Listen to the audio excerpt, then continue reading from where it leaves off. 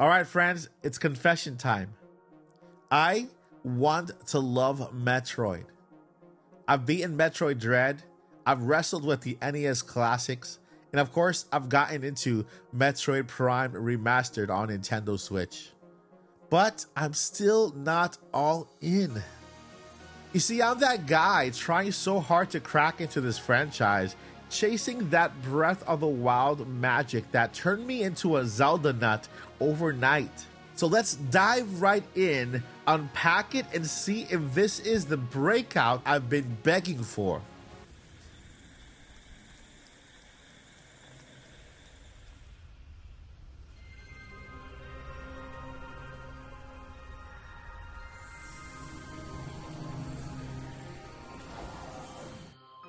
Right off the bat, this trailer is stunning.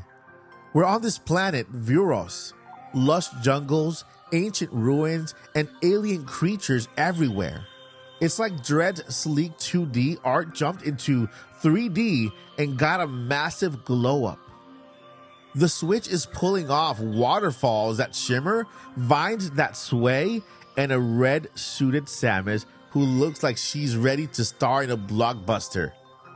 Compared to the NES game's pixel blobs or even Prime Remastered's clean-up visuals, this is next level. It's got that jaw-dropping Breath of the Wild Hyrule vibe, and I'm itching to explore just to see what's around the next corner.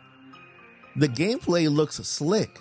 Samus is blasting enemies in first person, dodging attacks, and here is the kicker. She's got psychic powers now. She's curving beams around corners, moving objects with her mind, opening doors like it's nothing. It's fast, it's flashy, and it feels like a step up from Dread's melee counters or Prime's locking shooting. I love the idea of mixing combat with mind-bending puzzles. But as someone who found Metroid Prime Remastered a little repetitive, constantly backtracking through the same rooms, fighting waves after waves of the same pirates, I'm worried. This looks fun, but it's still that same loop of shoot, scan, repeat I got a little tired of. I need more than just a cool gimmick to break that rut. Can we talk about Samus's new red suit? It's a total standout. Crimson and purple, sleek and fierce. It's way cooler than the orange gear I saw in Prime or the NES days, and it's giving me hope for something fresh. In Dread, her suit upgrades tied to the story, and this red look feels like it could too. Maybe it's why she's got those psychic powers. It's the kind of bold swing that reminds me of Link's blue tunic revealed in Breath of the Wild, a sign of big changes. But a new paint job alone won't hook me in if the game underneath feels too samey. Here's my hang-up with Prime Remastered. It got old fast. I'd trek through these winding corridors fighting the same space pirates over and over, then backtracking across half of the map for one key or upgrade. The scanning was neat at first, but it turned into a chore. Every room felt like a rinse and repeat slog. On the other hand, Dread kept me on the edge of my seat with these EMMIs or Emmys and tight pacing. But Prime, I felt like Prime just dragged. This trailer for Prime 4 looks smoother, prettier, and those psychic powers add flair, but I'm not seeing a huge departure from that formula. It's still Samus alone in a mazy sci-fi world. Where is the shakeup to keep me locked in? So, Metroid Prime 4 Beyond.